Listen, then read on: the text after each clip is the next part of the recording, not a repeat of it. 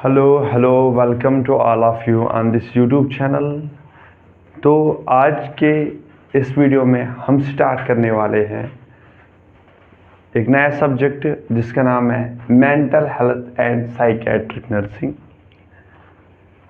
इसमें total 5 parts बन जाएंगे, 5 वीडियोस बन जाएंगे, जिसमें सारा का सारा इस यूनिट 7 का, ये जो यूनिट 7 है पूरा का पूरा कवर हो जाएगा। 5 पार्ट्स में 5 वीडियो आएंगे इसके टोटल। आप घबराना नहीं, वीडियो आराम से आएंगे। फॉर एग्जांपल, अगर हमने आज कोई टॉपिक बी से स्टार्ट किया या स्टार्टिंग से स्टार्ट किया, बीच में कोई छोड़ा, लेकिन हम छोड़ेंगे कुछ नहीं, हम पूरा का पूरा कवर कर लेंगे। यूनिट 7 क्या है? Nursing management of patient with mood disorder. Unit का नाम है nursing management of patient with mood disorder. यानी क्या, कैसे हम नर्सिंग मैनेजमेंट करेंगे उन पेशेंटों का जिनको मूड डिसऑर्डर्स होते हैं। एज पर सिलेबस चलेंगे, एज पर आईएनसी सिलेबस चलेंगे इसमें, जिसमें आज हम पहले थोड़ा सा इंट्रोडक्शन आपको दे देंगे। मूड डिसऑर्डर के बारे में, यानी कि मूड डिसऑर्डर्स होते क्या है। उसके बाद हम पढ़ेंगे थोड़ा सा बाइपोलर डिसऑर्डर के बारे में।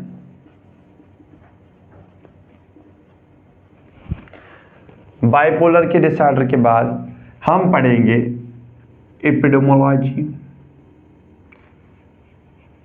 एपिडेमियोलॉजी से पहले टाइप्स या जिनको हम बताते हैं क्लासिफिकेशन को हम बताते हैं क्लासिफिकेशन। उसके बाद हम पढ़ेंगे एपिडेमियोलॉजी के बारे में।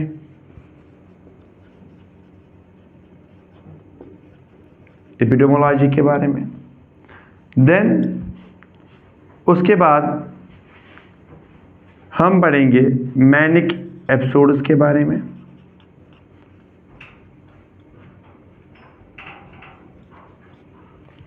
उसके बाद हम पढ़ेंगे साइंस एंड सिम्टम्स के बारे में। लास्ट में जो हमारा रहेगा वो रहेगा मैनेजमेंट के बारे में। अब जो मैंने बोर्ड पे लिखा, for example introduction mood disorder के बारे में, बाइपोलर डिसऑर्डर के बारे में, उसके बाद क्लासिफिकेशन या टाइप्स के बारे में, उसके बाद एपिडेमियोलॉजी, देन मैनिक एपिसोड्स क्या क्या होंगे, उसके बाद साइंस और सिम्टम्स और मैनेजमेंट। अब अगर इसमें से हमारा कोई पार्ट रहता है, वो आगे जो हम सेकंड पार्ट ऑफ वीडियो बनाएंगे उसमें आगे कंटिन्यू रहेगा। आज हम स्टार्ट करते हैं पहले मूड डिसऑर्डर्स होते क्या है। एक बार मैं इसको इरेज कर लेता हूं, देन उसके बाद हम आगे कंटिन्यू कर लेंगे। तो अब हम अगर बात करेंगे पहले मूड डिसऑर्डर के बारे में। मूड डिसऑर्डर होते क्या है? Mood disorder group of disorders होते हैं जो प्राइमरली काज करते हैं हमारी इमोशंस को डिस्टर्ब करते हैं। जो एक इंसान होता है उसकी इमोशंस को डिस्टर्ब करते हैं। ये क्या हो सकते हैं? ये 2 टाइप के हो सकते हैं। या इंसान एक्सट्रीमली सैड हो सकता है। अगर इंसान फॉर एग्जांपल अगर इंसान एक्सट्रीमली सैड होगा, उसका मतलब जो बंदा है वो डिप्रेस्ड है। और अगर अब बंदा एक्सट्रीमली हैप्पी होगा, यानी कि बंदा अगर एक्सट्रीमली खुश होगा, इसका मतलब मैनिया है।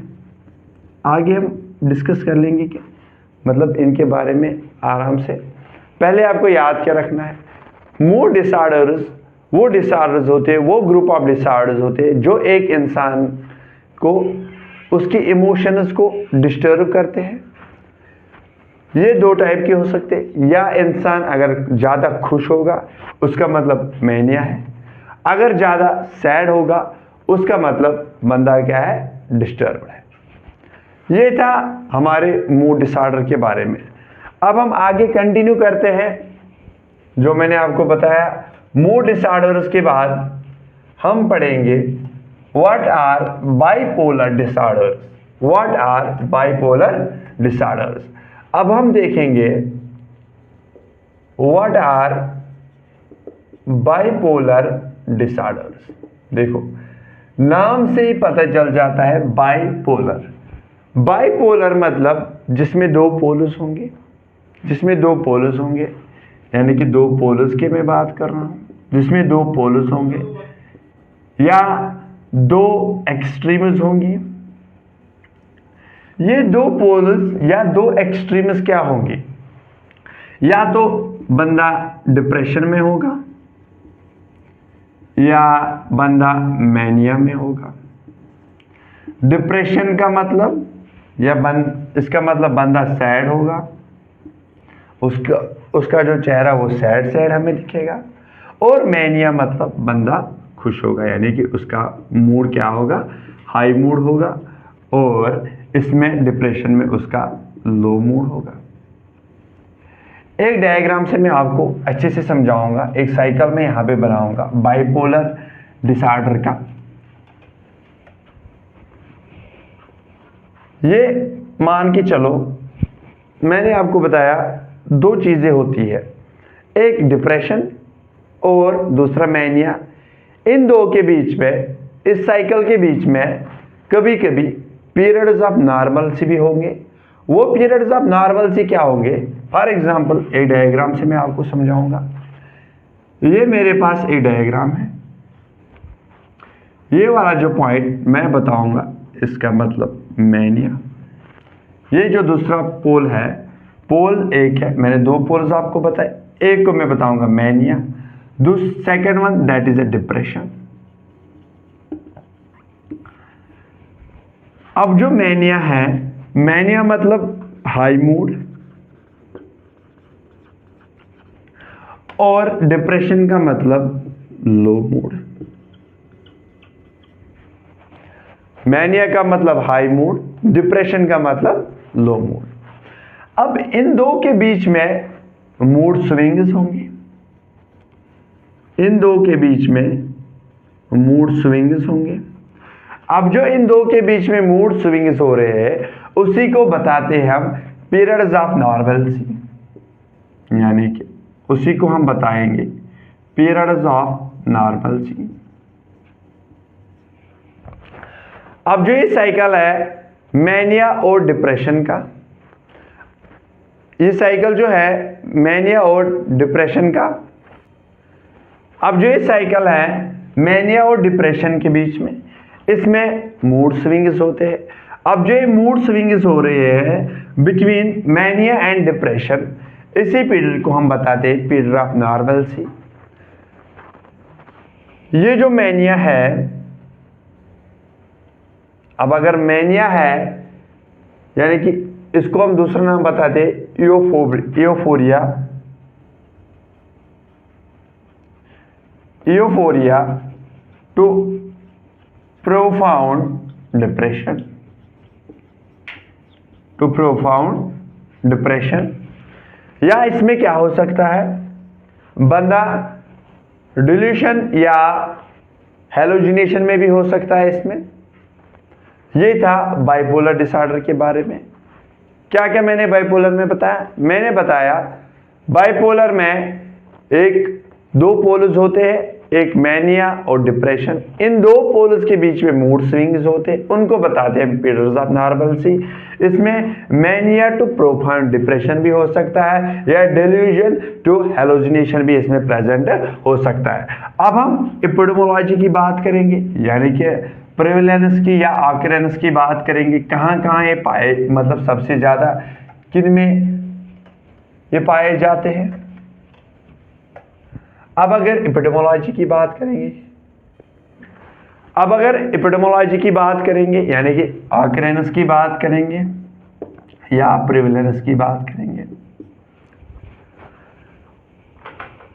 पहली, अगर मेल और फीमेल का रेशियो देखा जाएगा 1:2 रेशियो, यानी कि फीमेल में ये ज़्यादा पाया जाता है as compare to male. Second one, as, onset of age क्या होता है, ऑनसेट ऑफ एज 25 ईयर्स, 25 साल की उम्र में के बाद ये सबसे ज़्यादा पाया जाता है। Third one, socio economic status, ये पाया गया है जिनका बेटर सोशो इकोनॉमिक स्टेटस होता है उनमें ये इंक्रीज नंबर पे पाया गया है। ये थी इसकी एपिडेमोलॉजी। अब इसके बाद मैंने आपको क्या बताया, मैं पढ़ाऊंगा। इसके बाद मैनिक एपिसोड्स हम पढ़ाएंगे। मैनिक एपिसोड्स के बारे में आपको मैं थोड़ा सा बताऊंगा। तो अब हम मैनिक एपिसोड्स पढ़ेंगे जिसमें अल्ट्रेशन ऑफ मूड हो जाता है। Alteration of mood is expressed by, किसकी चीज से एक्सप्रेस होता है, बंदा जो है वो हाइपर एक्टिविटी शो करेगा। बंदा क्या शो करेगा, हाइपर एक्टिविटी, यानी भी कोई भी एक्टिविटी वो हाइपर, यानी कि एकदम एनर्जी वाली फीलिंग के साथ वो काम करेगा। और उसके बाद पहला वाला, सेकंड वन असर्टिव स्पीच, यानी कि जोर जोर से बोलेगा, वो जोर जोर से चिल्लाएगा वो। इन्फ्लेटेड सेल्फ एस्टीम, यानी कि उसमें पूरा का पूरा कॉन्फिडेंस होगा, नहीं मैं ये काम करूंगा, मैं कभी फेल नहीं हो जाऊंगा, उसमें एकदम से पूरी कॉन्फिडेंस होगी, इन्फ्लेटेड सेल्फ एस्टीम। और उसके बाद चौथा वाला जो है that is marked impaired in occupational and social function, यानी कि वो मार्क किया जाएगा इम्पेयर्ड या ऑक्यूपेशनल सोशल फंक्शन से। Fifth one, requires hospitalization to prevent harm self और अदर डायरेक्टली। उसको क्या, उसको हॉस्पिटल की ज़रूरत होती है, किस लिए, एक तो वो अपने आप को नुकसान पहुंचाने से बच जाए और दूसरों को नुकसान पहुंचाने से बच जाए, इसीलिए उसको डायरेक्टली क्या हॉस्पिटलाइज किया जाता है। Then fifth one, mild form of mania उसमें पाया जाता है, जिसको हम बताएंगे हाइपोमैनिया भी हो सकता है। उसमें साइकाटिक या साइकोलिक सिम्टम्स प्रेजेंट होते हैं और यूफोरिया होगा उसमें और ग्रैंडिसिटी होगी। ये थे कुछ मैनिक एपिसोड्स। मैंने क्या क्या बताया, एक हाइपर एक्टिविटी वो शो करेगा और एसिलेटेड स्पीच होगी उसकी, इन्फ्लेटेड सेल्फ एस्टीम होगी और marked impairment occupational and social function, और उसको हॉस्पिटल की ज़रूरत होगी। क्यों, ताकि वो अपने आप को नुकसान पहुंचाने से बच जाए और दूसरों को नुकसान पहुंचाने से बच जाए, उसको डायरेक्टली क्या हॉस्पिटलाइज किया जाता है। ग्रैंडिसिटी होगी उसमें, यूफोरिया होगा उसमें, साइकोलिक सिम्टम्स प्रेजेंट होंगे। अब अगर मिल्ड फॉर्म ऑफ मैनिया उसमें प्रेजेंट होगा तो उस कंडीशन को हम बताते हैं हाइपोमैनिया। क्या बताते हैं, हाइपोमैनिया। अब है लास्ट वन, दैट इज या signs and symptoms. Signs and symptoms जो हम स्टेजेस के हिसाब से पढ़ेंगे, इसमें 3 स्टेजेस होते हैं, first stage, second stage and third stage. यहां से हम आगे continue second part of video में करेंगे। उम्मीद करते हैं यहां तक आपको अच्छे से समझ आया होगा। जिस बच्चे को इसमें कहीं पे भी डाउट रहा होगा वो कमेंट सेक्शन में या हमारी टेलीग्राम की लिंक नीचे दी होगी डिस्क्रिप्शन में, आप ज्वाइन कर सकते हो, वहाँ पे डाउट पूछ सकते हो। आगे के जितने भी मैंने आपको बताया 5 पार्ट्स में हम ये पूरा यूनिट कंप्लीट करेंगे। आज इसका पहला वाला पार्ट है और कल इसका सेकंड पार्ट आएगा, उसके बाद 3 पार्ट्स रहेंगे, 5 पार्ट्स में या 5 लेक्चर्स में हम ये पूरा चैप्टर ख़त्म कर देंगे।